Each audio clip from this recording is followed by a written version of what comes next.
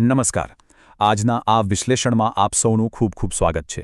આજે આપણે એક એવા વિષય પર વાત કરવાના છીએ જે સાંભળવામાં થોડો જટિલ લાગે છે, પણ વાસ્તવમાં આપણા સમાજની એક બહુ મોટી વાસ્તવિકતા છે. આપણે વાત કરીશું નાર્સિસિસ્ટિક ફેમિલી ડાયનેમિક, એટલે કે સ્વકેન્દ્રી પારિવારિક માળખા વિશે. હવે આ સમજવા માટે આપણે ઉર્મી માઇન્ડ એન્ડ બ્રેન હોસ્પિટલના ડોક્ટર મુકુંદ રાય દ્વારા દર્દીઓની સારવાર દરમિયાન મેળવેલા ઊંડા અનુભવો અને ક્લિનિકલ અભ્યાસનો આધાર લઈશું. જ્યારે પરિવારમાં કોઈ એક જ વ્યક્તિની જરૂરિયાતો બીજા બધા સભ્યો કરતાં અચાનક વધારે મહત્વની બની જાય છે, ત્યારે આખી વ્યવસ્થા કેવી રીતે વેરવિખેર થઈ જાય છે તે આજે આપણે એકદમ સરળ ભાષામાં સમજીશું. તો ચાલો શરૂઆત કરીએ. આપણા મુખ્ય સોર્સ મટીરિયલ અને વાસ્તવિક ક્લિનિકલ કેસો પરથી આપણે એ જોઈશું કે આ પ્રકારના કઠોર પારિવારિક વાતાવરણ ખરેખર કેવી રીતે કામ કરે છે. ડૉક્ટર મુકુંદ રાય જેવા નિષ્ણાતો વારંવાર એક વાત પર ભાર મૂકે છે કે આવા પરિવારોનો એકમાત્ર હેતુ બસ નિયંત્રણ રાખવાનો અને સમાજમાં પોતાની એક પરફેક્ટ છબી બચાવી રાખવાનો હોય છે. અને આ જ ચક્કરમાં પરિવારના બાકીના સભ્યોનો માનસિક વિકાસ રૂંધાઈ જાય છે અને તેઓ ફક્ત પોતાનું અસ્તિત્વ ટકાવી રાખતા જ શીખે છે. આજની આપણી આ ચર્ચાના મુખ્ય 5 મુદ્દાઓ રહેશે. પહેલું છે મુખ્ય ગતિશીલતા. પછી આપણે સામાન્ય પારિવારિક લક્ષણો વિશે વાત કરીશું. ત્યારબાદ પરિવારમાં બચાવની ભૂમિકાઓ, તેની લાંબા ગાળાની અસરો અને છેલ્લે સૌથી અગત્યનું, આ આઘાતમાંથી સાજા થવાનો માર્ગ. તો સૌથી પહેલા વિભાગથી શરૂ કરીએ. મુખ્ય ગતિશીલતા એટલે કે ધ કોર ડાયનેમિક. ચાલો સમજીએ કે આ આખી સિસ્ટમ ચલાવનાર મુખ્ય વ્યક્તિ એટલે કે એ માતા કે પિતાનું વર્તન કેવું હોય છે. અહીં એક બહુ જ મોટો અને રસપ્રદ વિરોધાભાસ જોવા મળે છે. પબ્લિક પર્સોના એટલે કે જાહેર છબી. બહારની દુનિયા માટે આ વ્યક્તિ એકદમ આદર્શ, મોહક, ઉદાર અને પ્રેમાળ હોય છે. સમાજમાં સૌ કોઈ તેમના વખાણ કરતા થાકતા નથી. પણ બંધ દરવાજા પાછળની ખાનગી વાસ્તવિકતા સાવ અલગ જ હોય છે. ઘરમાં તેઓ સતત નિયંત્રણ રાખનાર, દરેક વાતમાં ટીકા કરનાર અને પોતાની ભૂલ ક્યારેય ન સ્વીકારનાર હોય છે. બહાર હીરો અને ઘરમાં વિલન જેવું આ બેવડું વર્તન પરિવારના સભ્યોને માનસિક રીતે સાવ તોડી નાખે છે. હવે પ્રશ્ન એ થાય કે આ બધું ચાલે છે કેવી રીતે? તો જુઓ, પોતાની સત્તા જાળવી રાખવા માટે આ વર્ચસ્વ ધરાવનાર વ્યક્તિ અમુક ચોક્કસ યુક્તિઓ વાપરે છે. જેમ કે કડક વફાદારીની માંગ કરવી, બીજાની લાગણીઓને સાવ નકારી કાઢવી અને બાળકો વચ્ચે કારણ વગરની સ્પર્ધા ઊભી કરવી. ઉર્મી માઇન્ડ એન્ડ બ્રેન હોસ્પિટલના કાઉન્સેલિંગ સેશન્સમાં દર્દીઓ વારંવાર જણાવે છે કે કેવી રીતે તેમને સતત અપરાધભાવ અનુભવવા મજબૂર કરવામાં આવતા હતા. આ યુક્તિઓ ધીમે ધીમે બાળકના આત્મવિશ્વાસનો રીતસરનો નાશ કરી દે છે. ચાલો બીજા વિભાગ તરફ આગળ વધીએ. સામાન્ય પારિવારિક લક્ષણો. આ વાતાવરણ આખા ઘરને કેવી રીતે અસર કરે છે તે સમજીએ. અહીં સૌથી ખતરનાક પદ્ધતિ છે ટ્રાયેંગ્યુલેશન. સાદી ભાષામાં કહીએ તો સંબંધોમાં ચાલબાજી કરવી. નાર્સિસિસ્ટિક વ્યક્તિ ક્યારે પરિવારના 2 સભ્યોને સીધી રીતે ભળવા દેતી નથી. તેઓ એકબીજા વિરુદ્ધ કાન ભંભેરણી કરે છે, માહિતી સંતાડે છે અથવા ખોટી રીતે રજૂ કરે છે, જેથી ભાઈ બહેનો અથવા અન્ય સભ્યો વચ્ચે ક્યારે પ્રેમ અને વિશ્વાસ ન બંધાય. આ બધું શા માટે? જેથી સત્તાની દોર હંમેશા તેમના પોતાના હાથમાં જ રહે. આ વાક્યો પર જરા ધ્યાન આપો. આવું તો ક્યારેય બન્યું જ નથી. તું કંઈ બહુ જ સેન્સિટિવ છે અથવા તારું મગજ ખરાબ છે, તને કંઈ યાદ નથી રહેતું. આને મનોવિજ્ઞાનની ભાષામાં ગેસલાઇટિંગ કહેવાય છે.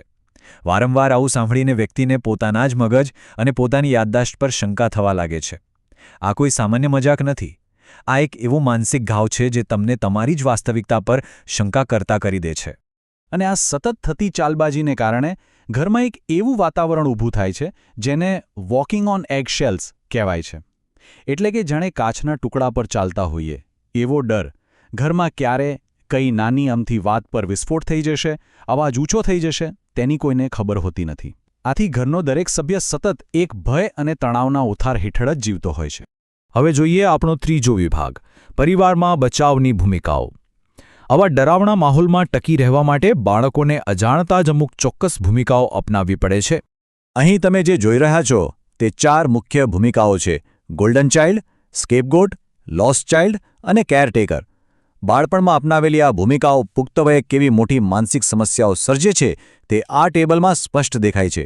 ડૉક્ટર મુકુંદ રાયની ક્લિનિકલ પ્રેક્ટિસમાં આવા અસંખ્ય કેસ જોવા મળે છે જ્યાં મોટી ઉંમરના દર્દીઓની વર્તમાન સમસ્યાઓના તાર સીધા તેમના બાળપણની આ જ બચાવની ભૂમિકાઓ સાથે જોડાયેલા હોય છે. ચાલો આને થોડું વધુ બારીકાઈથી સમજીએ. ગોલ્ડન ચાઇલ્ડ એટલે કે એ બાળક જેને હંમેશા આદર્શ માનવામાં આવે છે, પણ શરત એ હોય છે કે તેણે હંમેશા માતાપિતાની અપેક્ષાઓ પર ખરું ઉતરવું પડે.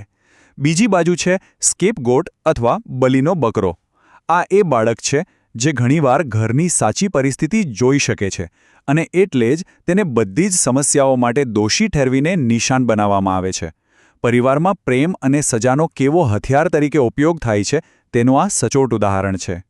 બીજા બે બાળકોની વાત કરીએ તો એક છે લોસ્ટ ચાઇલ્ડ. આ બાળક ઘરમાં થતા કંકાસથી બચવા માટે સાવ શાંત અને અદૃશ્ય બની જાય છે. તે પોતાની જરૂરિયાતો કોઈને કહેતું જ નથી.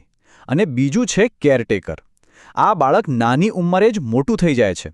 તે ઘરમાં શાંતિ જાળવી રાખવા માટે બધાની લાગણીઓનું ધ્યાન રાખવા માંડી પડે છે અને એમાં પોતાનું માસૂમ બાળપણ સાવ ખોઈ બેસે છે. ખરેખર આ ખૂબ જ કરુણ પરિસ્થિતિ છે. હવે પહોંચ્યા છીએ ચોથા વિભાગ પર, બાળપણની લાંબા ગાળાની અસરો. ચાલો જોઈએ કે આ ભૂમિકાઓ મોટા થયા પછી જીવન પર કેવી ગંભીર અસરો છોડે છે. પણ હા, આગળ વધતા પહેલાં એક બહુ જ મહત્વપૂર્ણ સ્પષ્ટતા કરવી જરૂરી છે. જો દરેક કડક કે શિસ્તબદ્ધ માતાપિતા નાર્સિસિસ્ટ નથી હોતા. ક્યારેક ગુસ્સો કરવો એ અલગ વાત છે, પણ અહીં મુખ્ય મુદ્દો એ છે કે શું એ વર્તનમાં ભાવનાત્મક નુકસાન પહોંચાડવાની, સહાનુભૂતિના સંપૂર્ણ અભાવની અને પોતાની ભૂલ ક્યારે ન સ્વીકારવાની કોઈ લાંબા ગાળાની ન બદલાતી પેટર્ન છે ખરી? જો હા, તો જ તે એક ગંભીર ક્લિનિકલ સમસ્યા છે. જ્યારે આ પેટર્ન હોય ત્યારે તેમાંથી આવતા લોકોએ આખી જિંદગી મોટા સંઘર્ષોનો સામનો કરવો પડે છે. તેમને સામાન્ય ચિંતા કે ડિપ્રેશનથી લઈને જટિલ આઘાત એટલે કે કોમ્પ્લેક્સ ટ્રોમા સુધીની તકલીફો થઈ શકે છે. તેઓ બીજાને ના પાડી શકતા નથી એટલે કે પોતાની બાઉન્ડ્રીઝ નક્કી નથી કરી શકતા. તેઓ ઝઘડાથી ખૂબ ડરે છે અને સૌથી મોટી કરુણતા એ છે કે અજાણતા જ તેઓ મોટા થઈને એવા જ પાર્ટનર પસંદ કરી લે છે જેમનામાં તેમના નાર્સિસ્ટિક માતાપિતા જેવા જ લક્ષણો હોય. અને આ તો થઈ મેડિકલ ભાષાની વાત. પણ આંતરિક રીતે આ લોકો કેવું અનુભવે છે ખબર છે? તેમને હંમેશા એવું જ લાગે છે કે કોઈ તેમને સમજતું નથી, તેઓ અદૃશ્ય છે. તેઓ ગમે તેટલી મહેનત કરે, તેમને અંદરથી એમ જ થાય કે આ પૂરતું નથી, હું હજી સારો નથી. અને સૌથી મોટો બોજ એ હોય છે કે તેઓ આખી દુનિયાના દુઃખ અને ગુસ્સા માટે પોતાની જાતને જવાબદાર માનતા રહે છે. છેલ્લો અને સૌથી મહત્વનો વિભાગ, પાંચમો, સાજા થવાનો માર્ગ. આ બધું સાંભળીને કદાચ નિરાશા આવે, પણ સોર્સ મટીરિયલ આપણને એક બહુ જ સકારાત્મક આશા આપે છે. હીલિંગ બિલકુલ શક્ય છે.